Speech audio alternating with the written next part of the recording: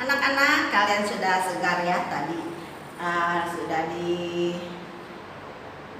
pelajaran, diberikan motivasi oleh Ibu Putri ya di dalam pelajaran agama. Nah, anak-anak juga sudah makan, berarti sudah fresh, sudah segar kembali dan sudah siap untuk melanjutkan pelajaran berikutnya.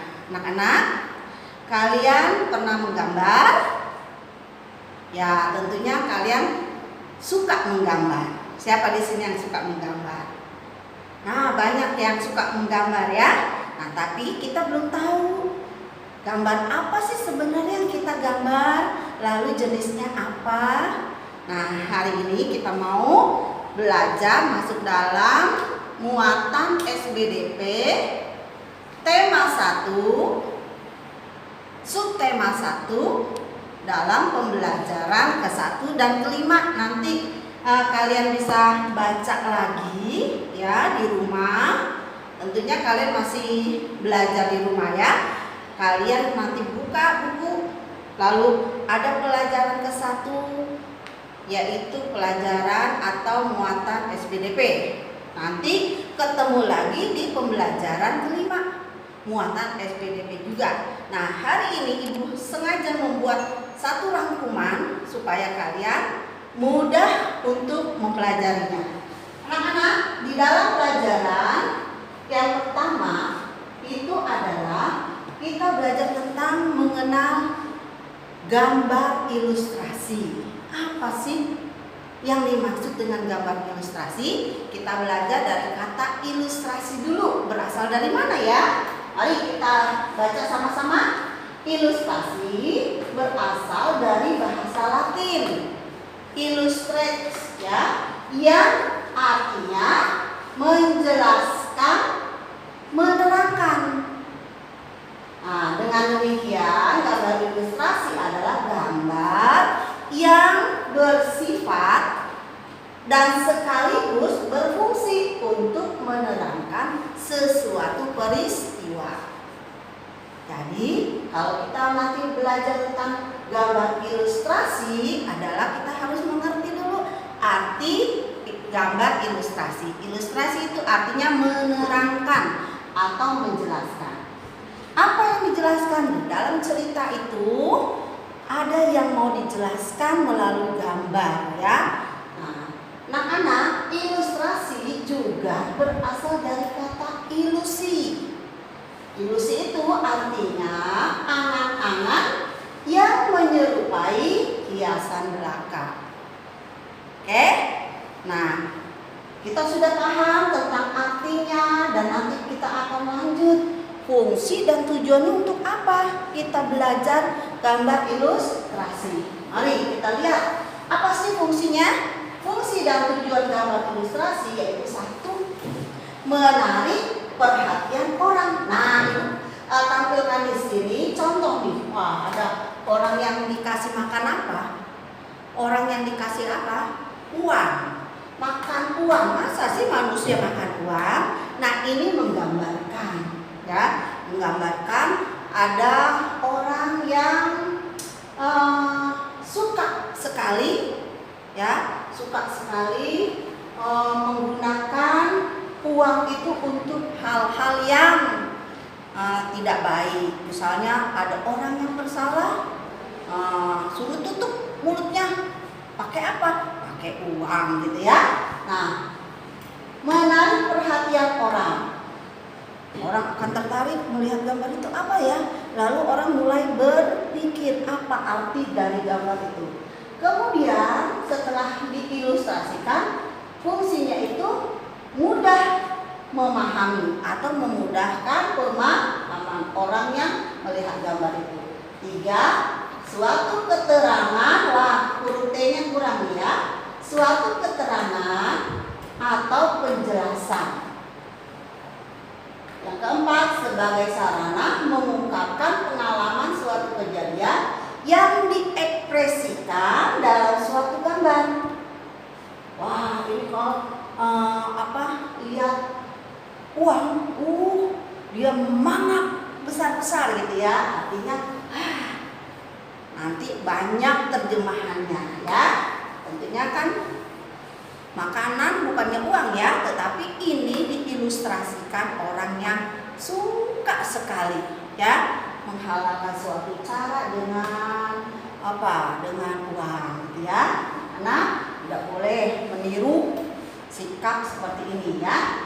5 yaitu memberikan gambaran singkat isi tulisan atau cerita yang disampaikan. Tadi yang keempat suatu keterangan atau penjelasan. Nah, dari gambar-gambar ini ya, si pembaca atau yang melihat gambar dia akan mendapatkan satu keterangan ya. Lalu yang kelima katakan memberikan gambaran singkat isi tulisan atau cerita yang disampaikan. Apa yang disampaikan ini? Kalau kita melihat gambar ini, wah, dia sedang bermain musik dengan ekspresi yang gembira ya, yang ekspresi yang riang. Lalu ini apa ya gitu, kok ada apa nih, ada koin-koin, ini ada tempat celengan ya. Lalu ini ada orang yang apa tuh dari jendela keluar. Apa ya artinya? Nah, ini nanti bisa dijelaskan. Oh, artinya jangan suka buang uang gitu ya. Uang itu harus ditabung. Sisa uang harus ditabung. Harus gemar menabung. Nah, anak-anak harus gemar menabung ya. Berikut adalah yang ketiga. Kita sudah tahu tentang tujuan dan fungsinya. Nah, bagaimana ya cara menggambar ilustrasi? Nah, ada 2 teknik dan media yang diperlukan. Teknik pertama dikatakan teknik kering. Yang kedua adalah teknik basah. Nah, setiap teknik menggunakan bahan dan alat yang berbeda. Contohnya teknik kering. Teknik kering itu menggunakan medianya menggunakan pensil, arang, kapur, rayon, atau bahan lain yang tidak memerlukan air atau minyak sebagai pengencer. Teknik yang kedua yaitu teknik basah. Teknik basah menggunakan media yang berupa cat air, cat minyak, atau media lain yang memerlukan air atau minyak khusus sebagai pengencer. Nah, ini ada contohnya teknik kering menggunakan pensil ya. Tentunya kalau ada pensil ada penghapus ya. Terus ada kertas. Terus ada pensil warna, rayon dan sebagainya. Arang di sini tidak ditampilkan, tetapi di sini katakan ada arang, ada kapur ya. Ada kapur warna, ada kapur putih ya, yang untuk papan tulis. Kalau papan tulisnya hitam ya. Nah, teknik basah di sini ya, ada cat air, ya, cat warna, ya, cat minyak. Ini cat minyak. Nah, jadi sini ada airnya tentunya ya, unsur airnya. Nah, anak, inilah teknik dan media di dalam mengerjakan gambar ilustrasi. Ini penjelasan ini kalian juga bisa baca di dalam buku bacaan kalian ya. Berikut Ibu akan sampaikan mengenai langkah saat kita menggambar ilustrasi. Kalau kita menggambar ilustrasi, apa saja yang harus kita persiapkan atau kita pikirkan? Yang pertama kita harus pikirkan dulu gagasan. Gagasannya itu harus bagaimana? Harus bersumber dari materi yang akan diilustrasikan. Tentukan contoh tokohnya. Mau tokoh apa nih? Tokoh, misalnya tokoh yang hebat, misalnya siapa di dunia ini yang kalian idolakan. Nah, itu tokohnya kita siapkan dulu yang kita mau gambar. Kemudian adegan. Tokoh itu mau berperan memerankan apa? Dan sesuai dengan pendukung adegan yang akan diilustrasikan. Ya. Kedua, itu ini sketsa. Kita buat sketsanya dulu. Sketsa biasanya berbentuk garis sederhana yang menyerupai rancangan secara global. Biasanya dibuat garis-garis dulu ya, polanya dulu sketsa itu. Lalu yang terakhir setelah kita melakukan rancangan yang sudah penuh ya, sudah secara global memenuhi gagasan yang kita mau gambar, baru terakhir pewarnaan ya. Di dalam pewarnaan kita harus mencocokkan, ada yang corak realis nyata, ada juga yang non realis ya. Jadi harus dipikirkan juga kita mau pakai corak yang realis atau yang non realis ya. Nah, itulah anak-anak dari pengertian tentang gambar ilustrasi, terus model, fungsi, tujuan, lalu langkah-langkah. Nah, Ibu sertakan sekarang contoh mengenai gambar ya. Nah, ini bisa dibaca juga di dalam LKS kalian, di buku kalian, paket juga ada ya, di tematik. Realis artinya gambar yang dibuat sesuai dengan keadaan yang sebenarnya, baik proporsi maupun anatomi dibuat sama menyerupai objek yang digambar. Lalu jenis yang kedua adalah gambar karikatur. Gambar karikatur itu gambar yang menampilkan objek seseorang dengan karakter yang aneh dan lucu dan mengandung kritik dan sindiran. Yang ketiga apa? Yang ketiga adalah gambar kartun. Gambar kartun berfungsi untuk menghibur karena berisi humor. Ya, kartun kalian tentunya senang ya.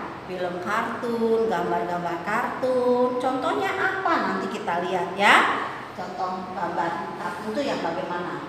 Lalu yang terakhir adalah jenis gambar dekoratif. Nah, gambar biasanya dipakai untuk menghias ruang gitu ya. Gambar dekoratif diwujudkan dengan cara mengubah bentuk yang ada di alam tanpa meninggalkan ciri khasnya. Nah, inilah anak-anak muatan SBDP yang harus kalian pelajari, kalian pahami ya. Apa itu gambar ilustrasi, pengertiannya apa, lalu apa tujuan dan fungsinya. Kemudian kita mau menggambar gambar ilustrasi itu langkah-langkahnya apa yang harus kita lakukan, persiapkan. Kemudian kita mengenal jenis gambar tersebut ya, apakah termasuk gambar realis atau karikatur atau kartun atau juga dekoratif ya. Baik, berikut ada contoh gambarnya. Nah, kalau ini termasuk gambar karikatur ya. Ini apa nih? Siput ya. Siput punya mata yang seperti antena. Nah, sedang mengekspresikan siput ini ya, karikatur. Nah, ini gambar apa? Hiu. Kan hiu. Wah, seperti apa? Hiu berjalan di mana? Di air ya, berenang ya. Tetapi ini ada apa? Ada kakinya gitu ya. Nah, kemudian ini nih, gambar apa nih? Binatang apa nih? Kucing ya. Kucing, tapi kayaknya kucing raksasa ya. Yang menggambarkan apa nih? Kucing yang kuat, bisa terbang kayak Batman ya. Dan seterusnya kalian nanti bisa memilah jenis gambar, apakah itu termasuk karikatur, apa kartun atau apa saja ya. Nanti kalian bisa memilahnya setelah kalian memahami pelajaran dari SBDP hari ini. Anak-anak, berikut yaitu contoh. Nah, ini nih yang disukai oleh kalian ya, yaitu contoh gambar apa? Kartun. Kartun apa nih? suka kejar-kejaran nih. Ya, Tom and Jerry.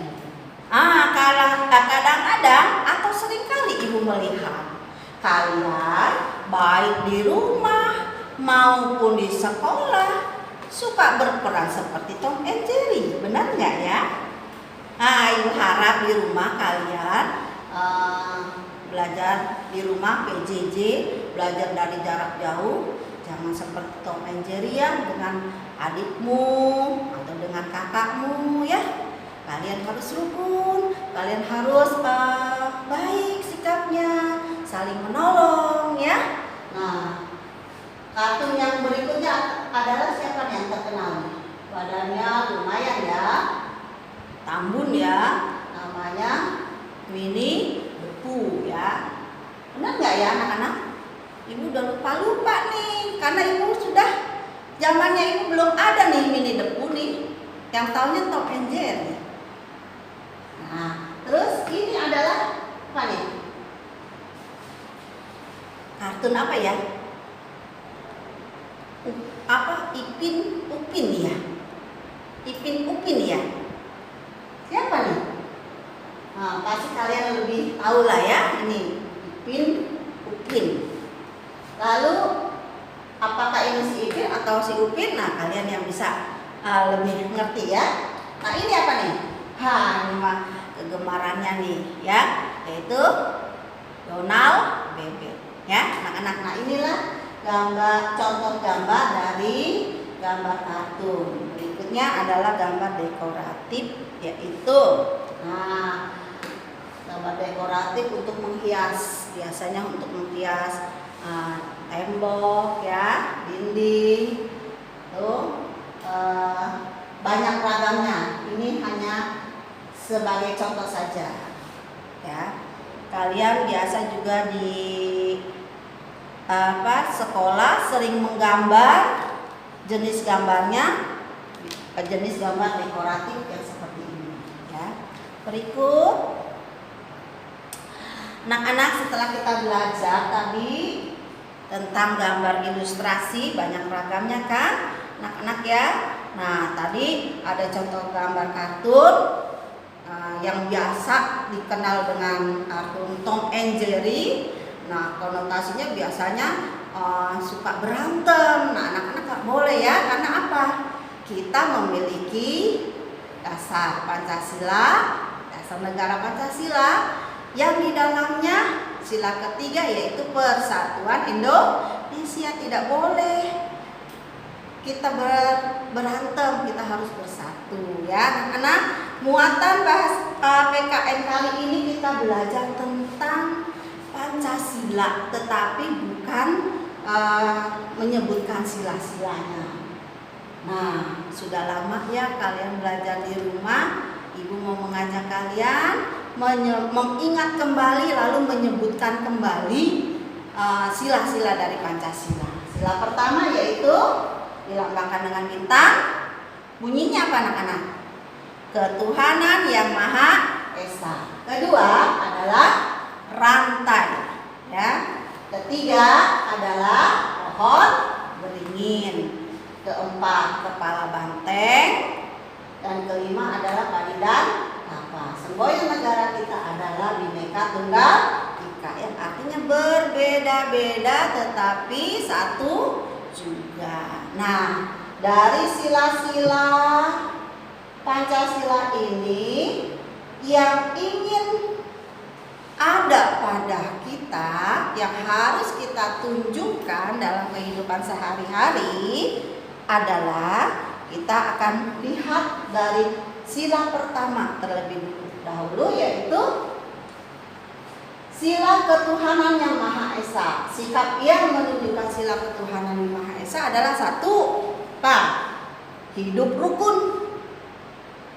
Jangan seperti Tom and Jerry ya, hidup rukun dan damai antar umat beragama.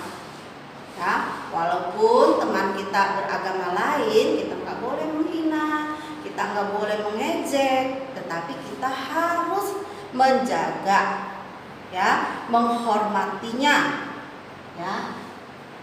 Kedua, tidak memaksa agama atau kepercayaan kita, kepercayaannya kepada orang lain. Ya. Ketiga, C, memberikan kebebasan dan kesempatan dalam beribadah sesuai agamanya. Yang Kristen ke gereja, yang Islam ke masjid, yang Hindu kemana? Ke pura, ya.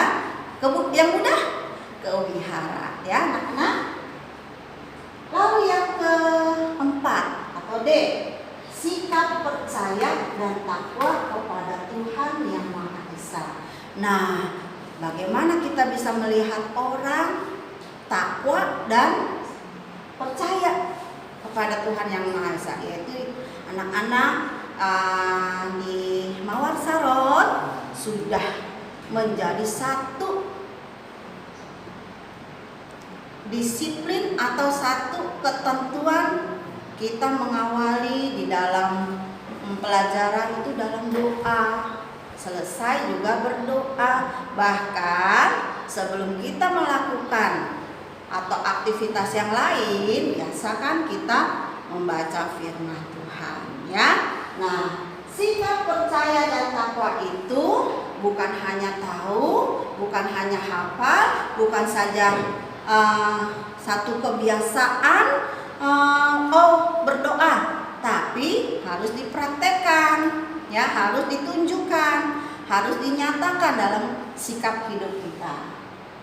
Inilah sikap yang harus kita tunjukkan, ya, dari pengamalan sila ketuhanan yang Maha Esa. Berikut adalah sila kedua yang dilambangkan dengan rantai emas, yaitu kemanusiaan yang adil dan beradab. Sikap apa saja sih yang kita mau tunjukkan atau kita mau lakukan yang harus ada di dalam kehidupan kita? Yang pertama adalah menghormati orang tua. Nah, anak-anak di rumah kalian belajar dan orang tua juga punya pekerjaan, kalian harus saling menghormati, ya. Menghormati orang tua itu bukan saja mengatakan iya mah, tetapi tidak dilakukan, itu namanya tidak menghormati. Menghormati orang tua adalah melakukan apa yang diminta, apa yang diperintahkan, ya, untuk dilakukan, ya. Baik, menghormati orang tua. Lalu yang kedua, menjaga nama baik keluarga. Nah, bagaimana sih menjaga nama baik keluarga itu yang bagaimana, Bu? Nah, menjaga nama baik keluarga itu artinya dari dalam kita bersikap, bertutur kata, ya, kita harus hati-hati. Karena apa? Apa yang kita lakukan, apa yang kita perbuat itu nanti, ya, akan bersangkutan dengan keluarga kita, dengan mama kita, papa kita. Wah, anak siapa tuh yang nakal? Wah, kenapa tuh anak itu tuh? Anak siapa tuh yang suka ngomong kasar? Nah, ya, anak-anak, ya. Lalu yang ketiga adalah membantu teman yang sedang kesulitan. Nah, anak-anak, kita sebagai makhluk sosial harus menerapkan ini, membantu teman yang sedang dalam kesulitan. Semampu kita, ya, kita bisa mampu melakukan, membantu, kita lakukan dengan senang hati, bukan dengan terpaksa, ya. Keempat adalah bersikap sopan dan santun dimanapun berada. Dimanapun kalian berada harus bersikap sopan dan santun.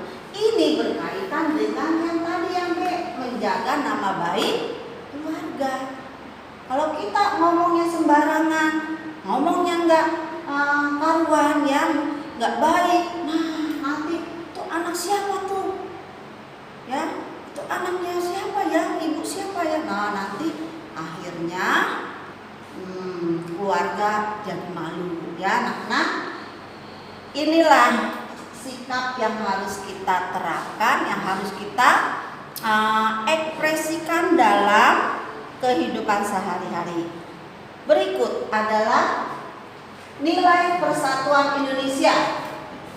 sikap yang menunjukkan sila ketiga. Satu, apa aja? Cinta tanah air dan bangsa. Yang bagaimana cinta tanah air dan bangsa? Ya, contohnya kalau kalian mematuhi tata tertib ya di sekolah, di rumah, di masyarakat, karena kita menunjukkan juga cinta tanah air. Lalu kita tahu, kita pelajari lagu-lagu kebangsaan, ya, kebudayaan negara kita. Lalu kita bersikap untuk menghormati.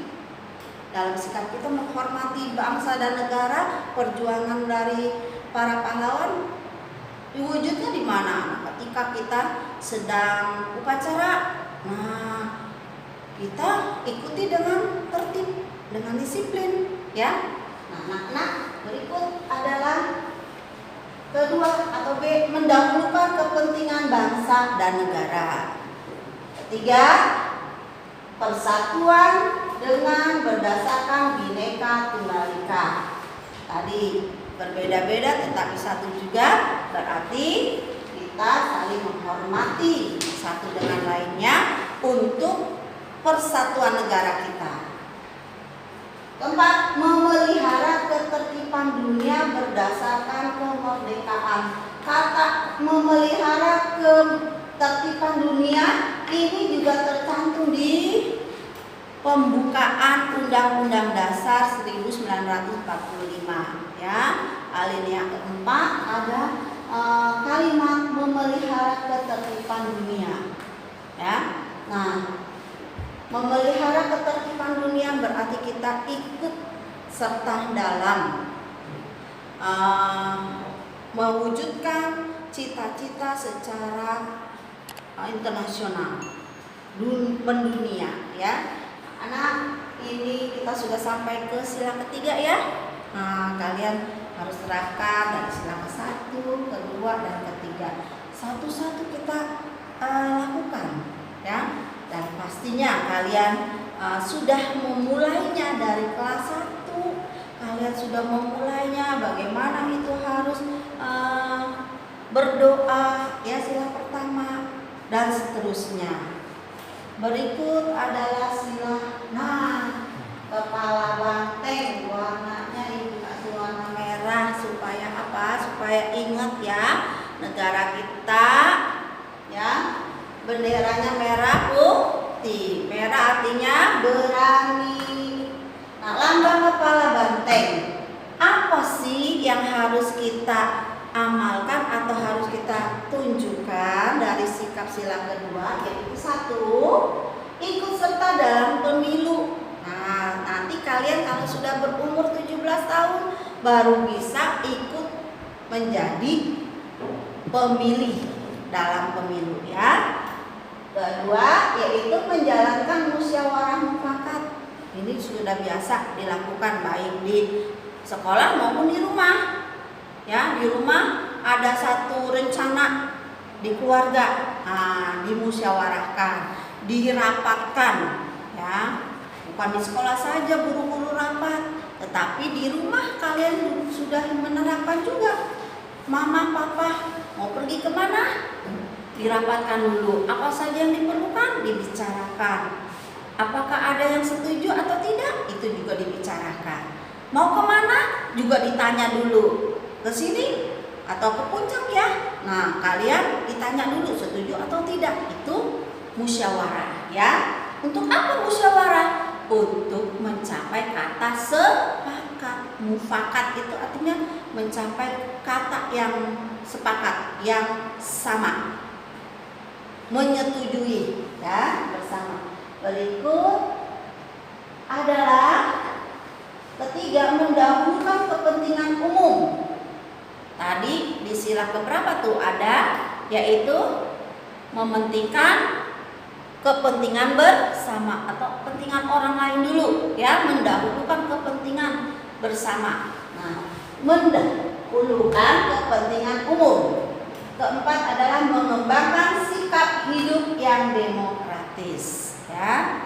Nah, inilah sikap yang harus ditunjukkan oleh kalian dalam mengamalkan Pancasila, dari sila-sila Pancasila ya. Terakhir adalah sila kelima. Sila kelima berbunyi keadilan sosial bagi seluruh rakyat Indonesia. Sikap yang menunjukkan sila kelima apa saja anak-anak? 1. Memiliki perilaku yang suka bekerja keras. Jadi anak-anak Indonesia, anak-anak Mawar Saron, kita nggak boleh malas loh. Karena apa? Sila kelima mengatakan bahwa harus memiliki perilaku yang suka bekerja keras, nggak boleh malas-malas. Anak Indonesia harus rajin ya. Bapak Presiden kita bilang kerja. Nah, kalian belajar ya. Oke, berikut adalah perilaku adil terhadap sesama. Adil terhadap sesama di dalam hal misalnya kita bersikap ya terhadap adik kakak, membagi sesuatu ya, menerima sesuatu, harus kita ingat akan nilai dari Pancasila kelima ini, sila kelima ya. Berikut adalah hidup sederhana. Jadi anak-anak harus mengamalkan sila kelima ini adalah hidup sederhana. Yang bagaimana sih hidup sederhana? Artinya menggunakan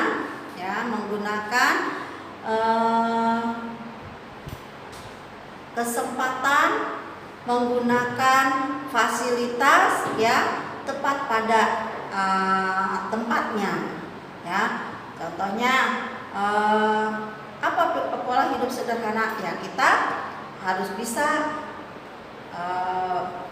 berpenampilan dengan baik ya, dengan rapi, tidak perlu yang mahal-mahal, tetapi yang penting rapi, bersih, sopan ya. Lalu bagaimana hidup yang sederhana itu? Nah, saya maunya rumahnya gedung, nggak salah, nggak apa-apa. Itu saya mau punya mobil, ya silakan, nggak apa-apa. Tetapi yang dimaksud dengan pola hidup sederhana adalah kita melakukan segala sesuatu sesuai dengan keadaan kita, ya, keadaan kita. Nah, lalu yang berikut, memiliki sikap menghargai karya orang lain yang bermanfaat bagi bangsa Indonesia. Nggak boleh kita mencela karya orang, ya.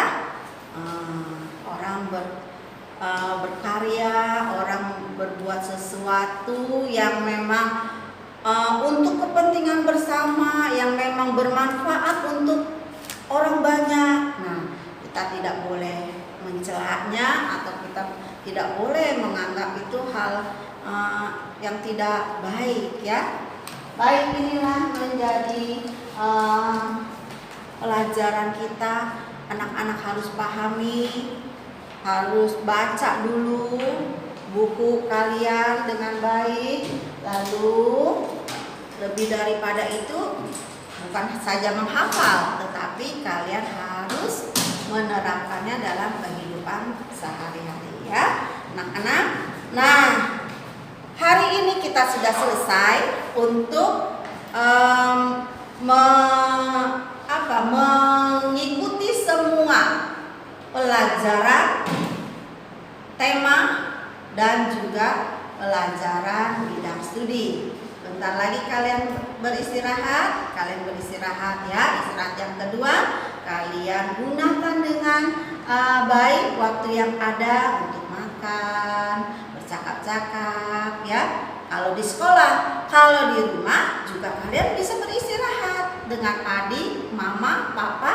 Kalau mama papa ada di rumah, kalau mama papa kerja, kalian akan bermain dengan adik. Tapi di rumah saja, ingat ya. Ini kita masih di rumah saja.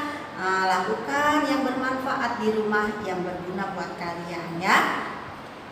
Terima kasih anak-anak sudah menyaksikan, mengikuti pembahasan muatan SBDP dan PKN yang nanti tentunya ada tugas ya.